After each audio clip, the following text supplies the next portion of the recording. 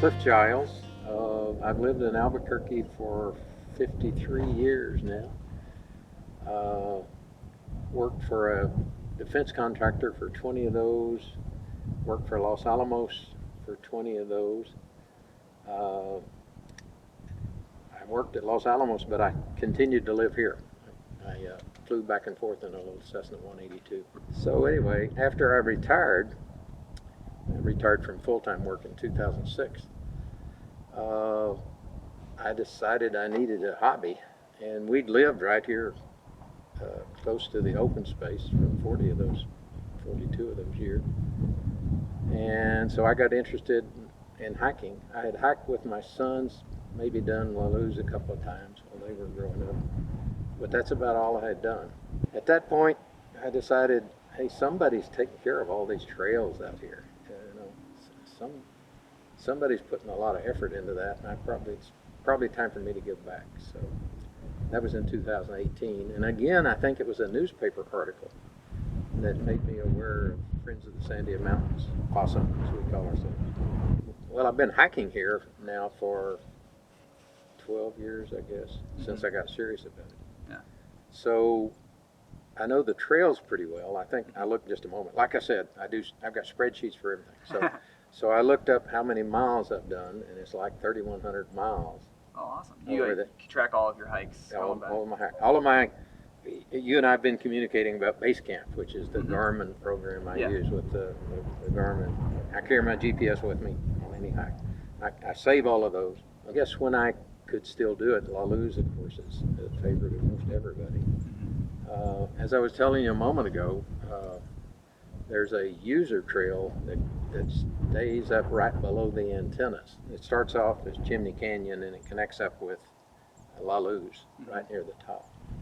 And it's just got some of the most gorgeous views you can imagine of the city. La Luz coming up, La Cueva, yeah. So it's a neat place.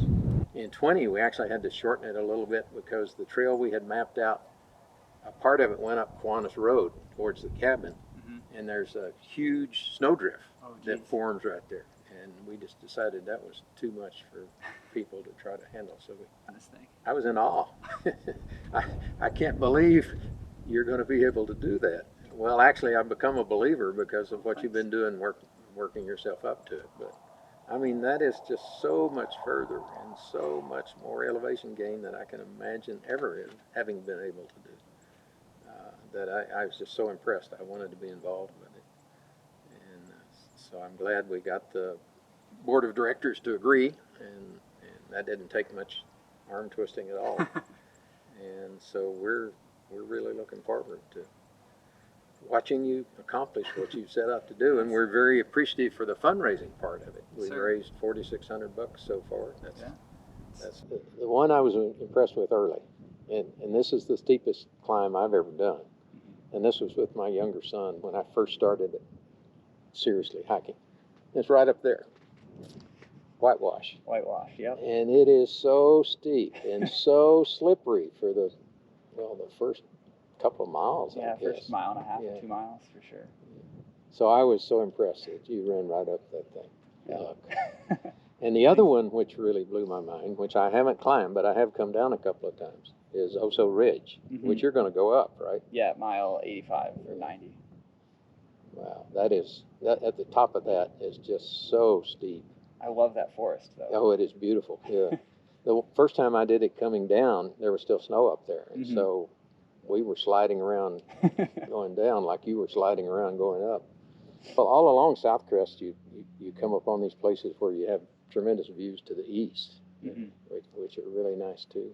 One place that fortunately one of the New Mexico Mountain Club guides took us to one time where there were just fossils all over the place in the limestone. Where at?